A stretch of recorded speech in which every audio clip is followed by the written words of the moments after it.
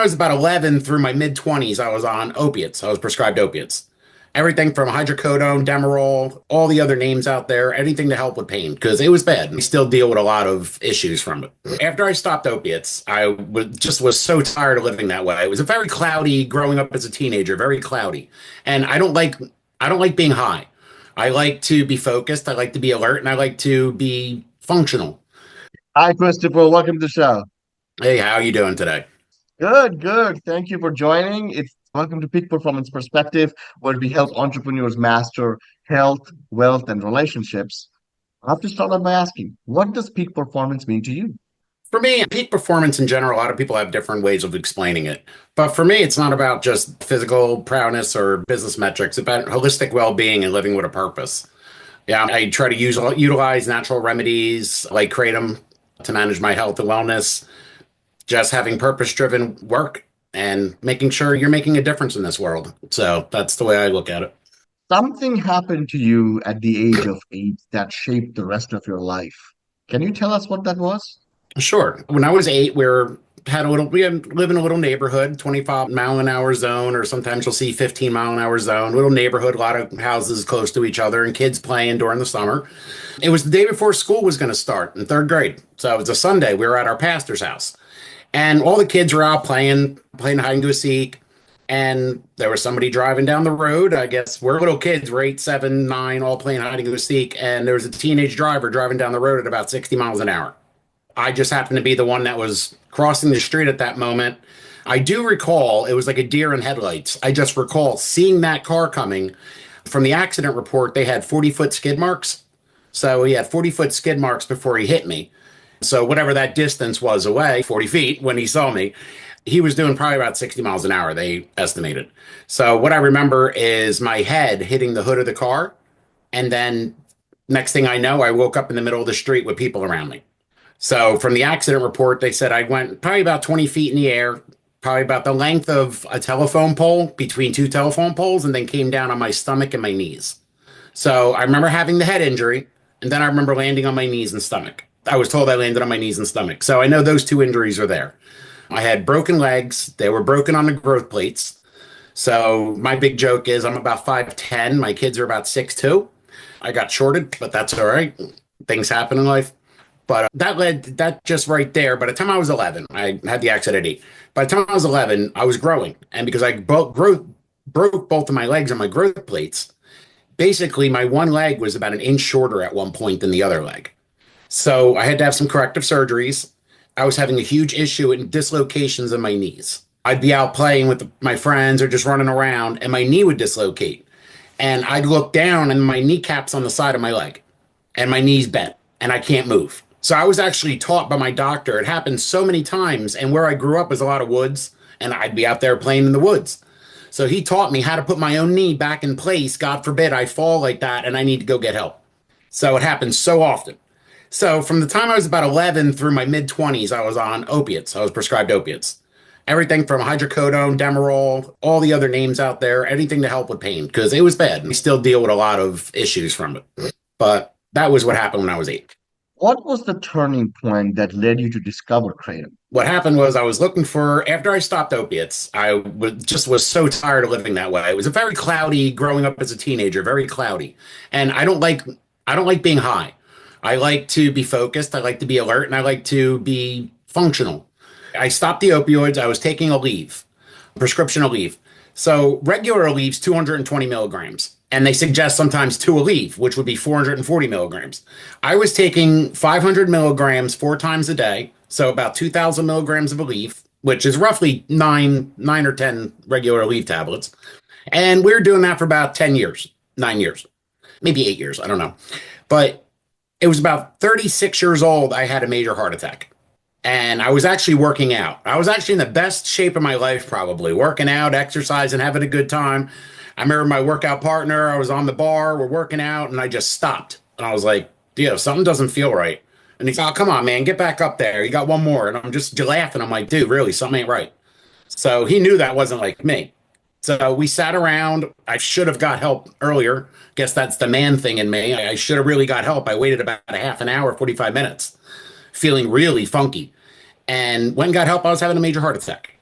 So after that, they flew me over to the trauma center from the other hospital and did 2 stents. So after the stents were placed, we had a conversation. This was 2011. We had a conversation. What am I going to do about pain? They said, I'll be honest with you, for your heart condition, we don't want you taking them anymore. So what we suggest is opioids again, some kind of opioid medication. And I just did not want to do that again. I didn't. I didn't want to go through that route. It was already 7, 8 years without them. And I was like, I really don't want to do that. So I just sucked it up. I didn't take anything. I did take the occasional leave, even with a bad heart, just because it worked so damn good. It was one of those things that really worked well for me. And it, I just suffered through it, tried different herbs, different stretching, different meditation, just yoga, everything I could think of to try to just ease the tension and pain. So I went through all the tools in my life and really understood all the different things that I can do. When I was 40, it was 2015, I was ordering herbs and plants and different stuff off the internet. So I'd gotten a sample of Kratom. It was a little packet, maybe enough for 1 or 2 servings. That's about it. So I said, all right, I had no clue what a serving size was. I just dumped the whole packet in a cup of water, hot water, mixed it up, and drank it. I was on my way to Walmart. I had to go get something. So I'm in the car about halfway through, and I just felt this sense of calm come over my body. I felt this focus. I felt the ease of tension in my body. My pain went away. My pain's usually about a 7 or 8 on a daily basis. So I'm driving, and all I feel is like everything loosen up. I just feel, wow, what is this? And that really just lit the fire in me to find out more about this plant and what it can do because I was just amazed. I really thought somebody sent me something other than what they said in the mail. Because I don't know, I'm ordering off of eBay. I don't know who these people are. When I first bought Kratom, it was in a Ziploc bag with magic marker written, what kind it was. Like, this is 10 years ago. So it's not as structured as it is now with proper packaging and labeling and testing and everything else. So that's where I got involved in our company. I said, this stuff is amazing. And it's being sold in Ziploc bags. Nobody knows about it. Nobody knows what to do about it. There was no education online really back then. People were clueless. More people are clueless now too because they've never heard of Kratom. They don't know what it is, and it's really hard to find the proper information online. We are working on that to get more educational platforms up so people can learn more about Kratom and really understand what it is. It's just, you can see the leaves behind my head. It's just a leaf from a tree that's plucked, dried up, ground down into tea, and you drink it. That's Kratom. They have extracts, they have all other products as well, but for me, I like traditional Kratom. I like to drink it just the way it's meant to be drink. That's all. How would you go about explaining Kratom to someone who's never heard of it before? When we know it's a leaf and it's an extract and it's Yeah. get ground into a tea, but what does it do? Okay, so Kratom, it's like you see the leaf behind me. Traditionally in Indonesia, Malaysia, and Thailand, laborers would pluck the leaves off the tree and chew on them for whatever, 5, 10, 20 minutes of chewing tobacco and then spit out the leaf. Or they would pluck the leaves off the tree, maybe 20 or 30, and put them in a boiling pot of water and let it simmer all day and drink the tea. People used it for energy. People traditionally, medicinally, there's over 40 to 50 alkaloids in Kratom. Some of them can work on ailments they had in the jungle, like diarrhea. They would take it for that. They would take it for energy. They would take it for relaxation. They would take it for pain relief. They would all these different aspects of what they would use it for traditionally in the jungles.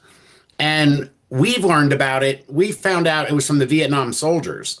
We believe were the first ones to bring it over after Vietnam War. But we've seen a real big popular push of it ever since like 90s, 2000s. And you're really seeing more of it out there, but people have no education about it. So I try to give people the basics. Kratom, it's related to coffee. It doesn't have caffeine. Its main alkaloid is mitragynine. Coffee's main alkaloid is caffeine. So those are the two main alkaloids in those plants. They're related.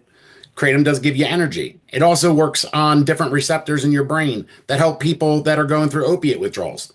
So it was also used for people to come off opium problems or anything like that. So it's a really complex but simple plant. It's a basic pharmacy of a leaf. It has so many different things and so many aspects in it that do so many different things. And that's why we explain to people the most important thing to know about is medication interactions and taking other things. What else are you taking? Because in the United States, we don't take one thing. People take Kratom with their Red Bull, they're taking so many different things. So it's just learn about the plant first. Don't take anything else. Just drink the kratom tea, understand it. If you take too much, basically you'll get nauseous and you'll probably throw up. So, and then you don't want to take that much again. For me in the beginning, I had many instances of throwing up because I had no idea. There was no information online. And everybody's different. I take a tablespoon. That's what works for me. Other people might take 2 tablespoons. People might take a teaspoon. So it's about finding out what's the right amount that's going to work for you. But really, our main customer base is over 40. It's older people that really don't want to take a lot of pills or a lot of different things, and they want a more holistic way of wellness in their life. When you say it gives energy, can you explain to the audience how that energy compares to like a cup of? Sure. Kratom's also a very unique plant. Let me say this. I can have the exact same kratom. If I take a teaspoon, it might give me a lot of energy and give me a boost of energy like a good cup of coffee or espresso. If I take 2 tablespoons of it, it might make me more relaxed and make me more tired. So the less you take, the more energetic. The more you take, the more relaxing. So that's why I try to explain. There's a lot of education in the beginning, understanding how this plant's going to work in your body. And you just don't want to take it willy nilly and not understanding what you're doing. That's all. Because some people might take too much, get nauseous, and be like, oh, that kratom didn't work. That made me nauseous. It was crap. And you're like, no, you took too much. So we're trying to get people to understand it. It's anything with herbs, anything with plants. It takes education and time and understanding of the way the plant works. So that's why a lot of people with herbs and herbalism, people get frustrated. They're like, I just want to take a pill that does what they say it's going to do, and I don't want to worry about all this education. I don't have time for it. So What are the biggest myths or misunderstandings about kratom? I would say the biggest misunderstandings about kratom is when you hear a lot of this negative information in the news, or you might Google it and see the first page of negative information. There, there's been a lot of just negative stuff that's happened with kratom over the last decade. There's companies that mix other stuff in with kratom because kratom doesn't get you high. So back in 2009, there was a company in Sweden called Kratom. They were adding tramadol to the kratom to get people high, and 11 people died or 13 people died. And they said, "Oh, it was the kratom that killed them." No, it was the tramadol in the kratom that killed them. But that information got out there, and FDA and some other people grabbed onto that and said, "Oh, that kratom's dangerous." What happened was a few years later, the science came out and the information came out that said, no, it was the tramadol that was in the kratom product that killed the people, not the kratom. And right there, that should have cleared some of it up, but it never did. So that has been snowballing basically over the years.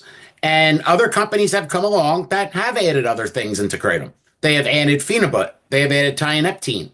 They have added other stuff that's really not kratom. And people take these products, they have a negative reaction, and they say, oh, this is what kratom did to me. No, that wasn't really kratom. And that's just what I'm trying to clear up. If you want to try real kratom, you take the powder, you take the tea, you try that, you see how that works. If you want to graduate to other products later on, go ahead. But to really understand the product, to understand how the plant works, the whole leaf is the way I believe is the best way to understand this plant.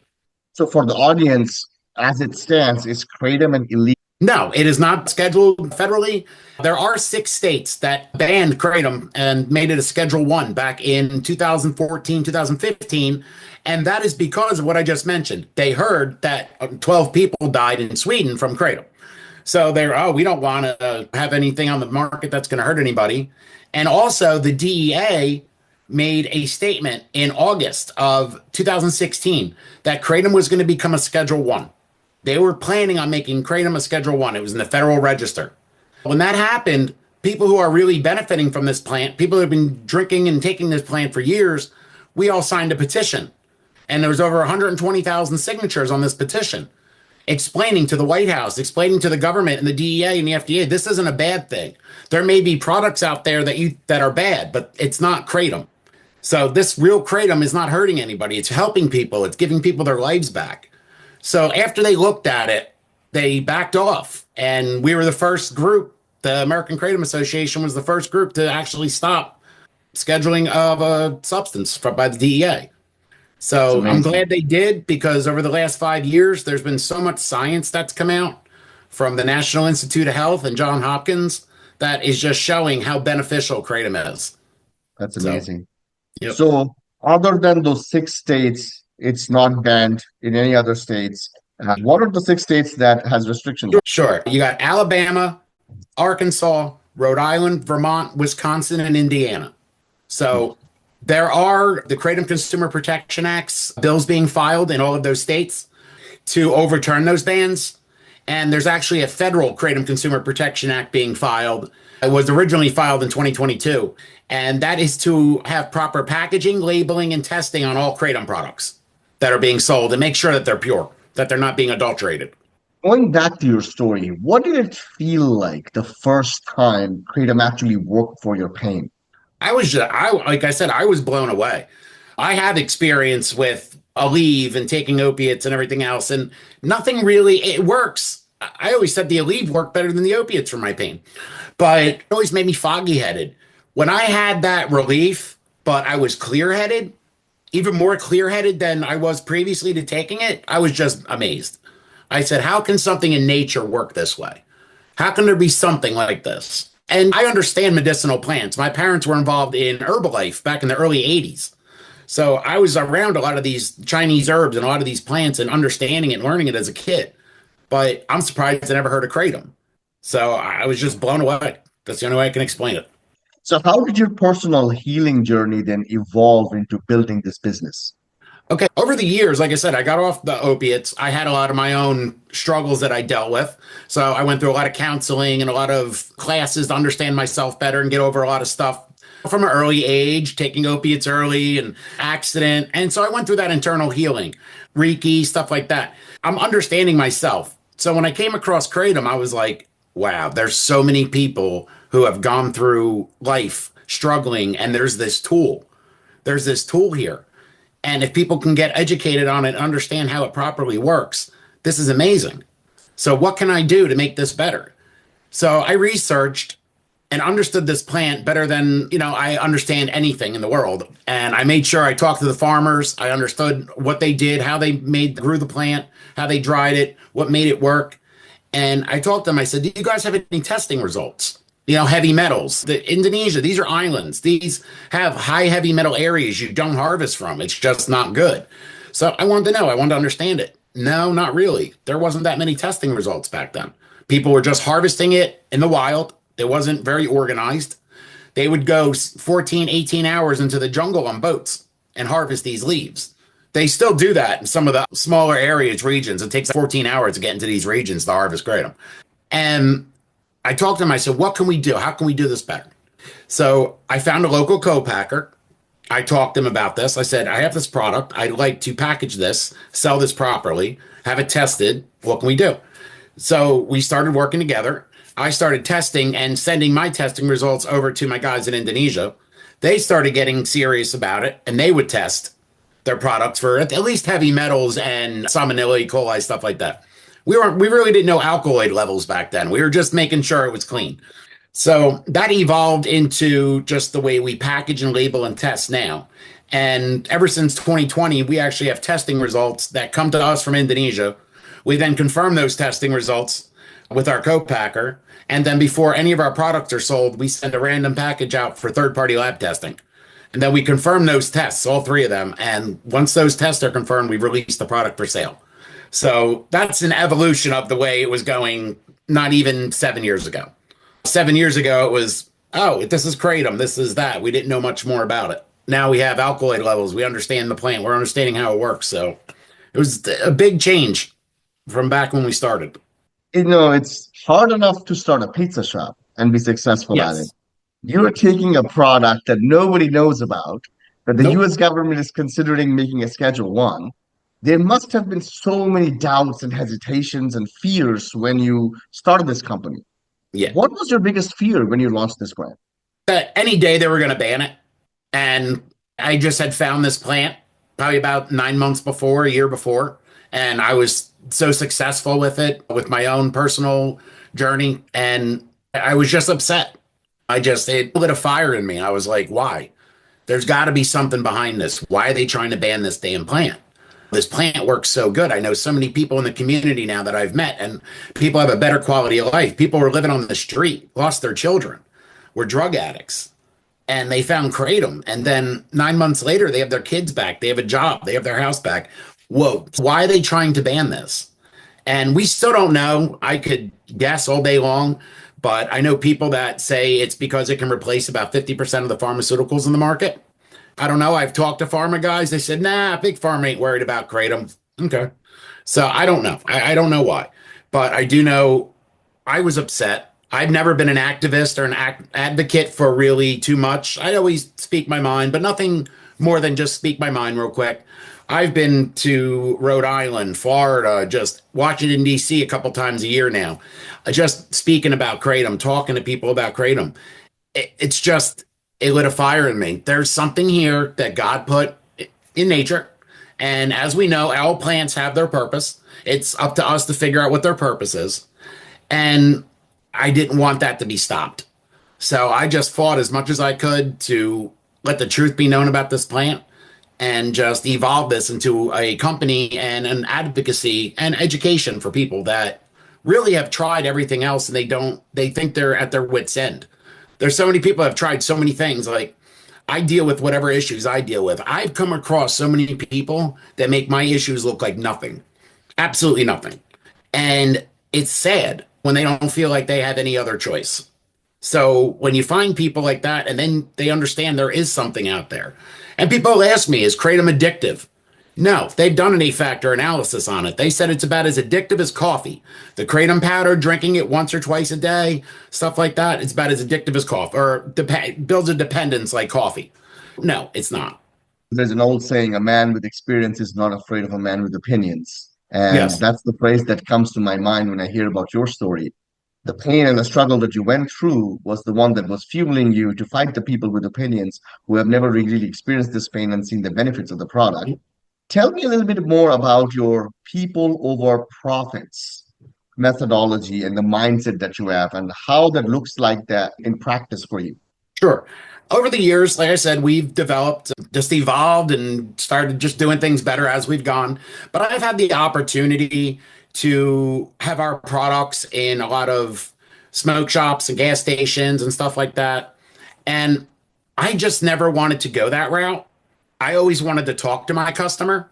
I wanted to understand my customer. I wanted them to reach out and ask and just understand their journey and be there because it's hard to understand Kratom when you have the education in front of you. It's very hard to understand Kratom when you're buying it off the shelf from a place that really doesn't have the education about it. They don't know what it is. They might know a little bit, but they're not going to have the education like a real shop, like a store that has does this is what they do exclusively.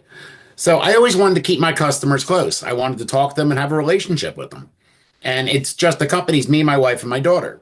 So yeah, we could have been $1 million company, $1 billion. Who knows where we could have gone, being in every smoke shop and vape shop and gas station in the United States. But that's not the route I wanted to go. I really wanted to make sure I was building a relationship with my customer, and I wanted people to really know the benefit of this plant.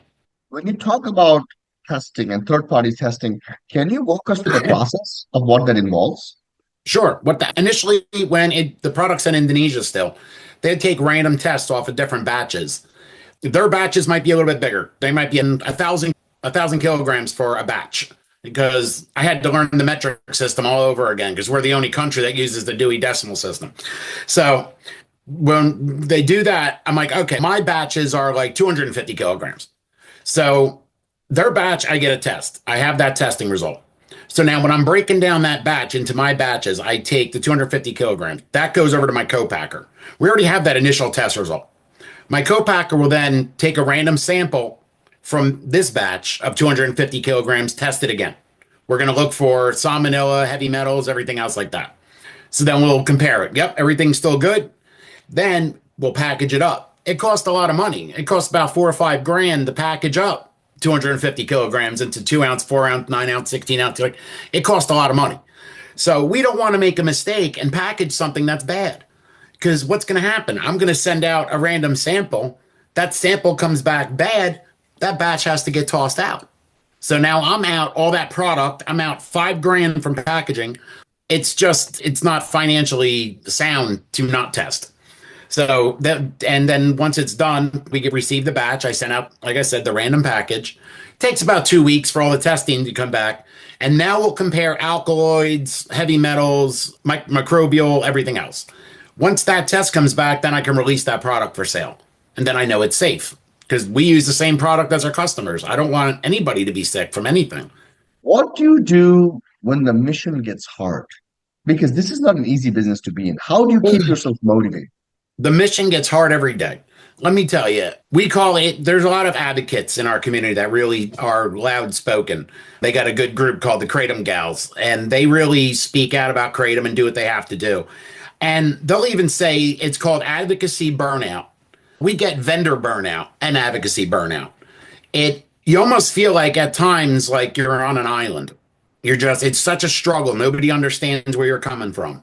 Nobody can understand and then we'll reach out to another vendor and go, hey, how you feeling today? Oh, I feel the same damn way. And we have a group of vendors that we do reach out to each other because you need that. Because nobody else understands what you're going through. So now the biggest thing was the tariffs. Everybody's freaking out about tariffs. So we don't know what's going to happen. Now it's a 90-day pause. We get our products from Indonesia. So Indonesian tariff. So now we're all waiting to see what's going to happen with that next. So it's always something. There's always somebody trying to get Kratom banned in a town or a state or a municipality. And I really don't understand it besides it being other products that really aren't Kratom that are being called Kratom and them looking at those and saying, oh, we got to get rid of them. That's not Kratom. So it's just such a struggle sometimes with the misinformation. I call it word soup. Everybody doesn't really know. Like, it's just a lot. We need like a PR campaign nationally, which could be like, hey, this is good. This really isn't Kratom. And okay, there we are. Because it's hard. It's a hard discussion. And it is. No, I was just saying, and it burns you out.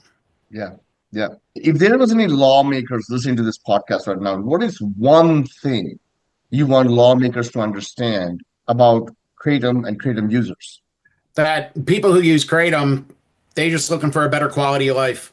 There's people that have tried everything, nothing worked. They found Kratom and they're just like, oh my God, it works just like me. And a lot of these people that find this become advocates automatically because they've gone through the struggle. They've gone through all the hard times. They've gone through everything. And they've tried everything. And they're just like, oh my God, nothing worked. And now something works for me. And they want to shout it from the rooftops. They want to be like, wow, this really worked for me. And nothing else worked. And people's families see that. People who have been struggling their entire life find Kratom. Now they're living a better quality of life, playing with their children or whatever it might be, walking around without assistance all the time, whatever it might be. I knew people that really would never come out of their house.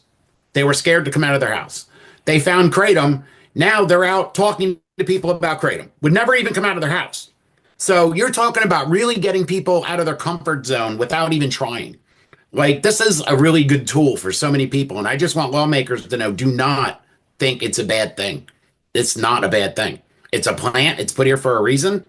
Let's figure out what that reason is. There's so many reasons to use Kratom.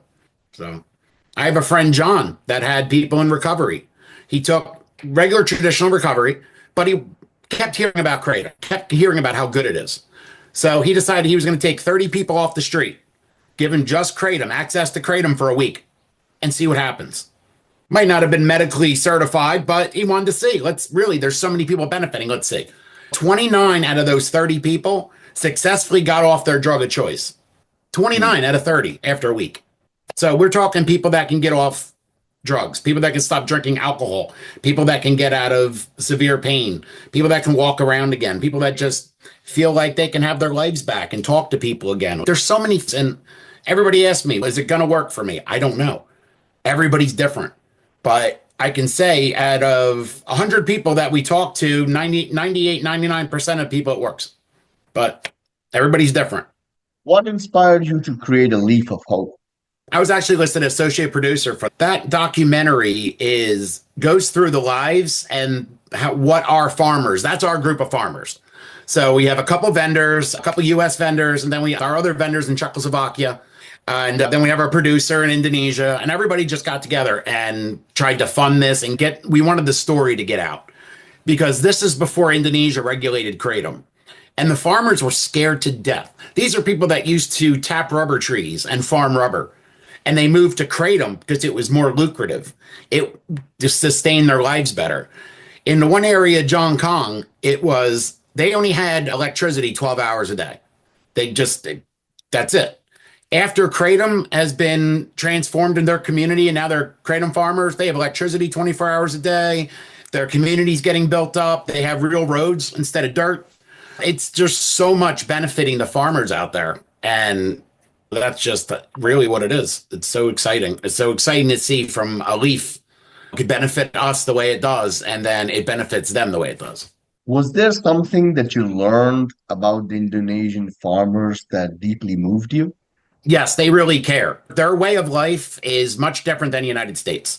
The funniest thing I learned back when I first started speaking and working with them is if they tell me, okay, I'll get back to you in a couple days, that's like a month. So there's no rush. There's no rush. Everything's done right. It's done properly. There's no rush. They're very simple people, the farmers, that they just want to eat. They just want to sleep, eat, survive, take care of their families. They're not there to have fancy things. They don't care about any of that. My friend went to one of the villages a while back and it was so hot. He said, "Oh my God, it must have been 100 plus degrees. He couldn't even breathe." He said the huts, the way everything was, he said they didn't have any fans. He said the electricity wasn't working at that time. He said they got a whole bunch of car batteries together and connected all these car batteries just so he can have a fan because he was hot. Like that type of caring. They just care. I just can't even explain it. And they just want to live a better quality of life too. They use kratom, but a little differently than us. So, Where can one find this documentary? oh, the Leaf of Hope documentary is actually on our website. We have a documentary about it. A blog about the documentary, and it's within our blog. But you can also go to YouTube, and it's called dawnharapan.com. Dawn Harapan means a leaf of hope in Indonesian. If somebody were to watch this documentary, what would you hope the viewers take away from it? I want them to understand how simple and happy other people's lives can be, because you do look at it and how hard they work. There's women in their 60s still out there tapping rubber trees. There's people still working really hard. They work along the river, and it's just a different way of life. And I think it's inspiring to see people just doing things differently. It's just like the way things were done 100 years ago. They still do things that way, the way they build houses and huts and everything else. And it's really interesting. And I love that way of life. It's just a little too hot for me. That's all. Just to summarize it, if somebody's listening to this and they are thinking about using kratom, what would you say to them if they're skeptical or fearful of it? I would say just, read up on the science, learn about the science. They have a website called kratomanswers.org. You can go to that website. It has a lot of the science, more data on kratom.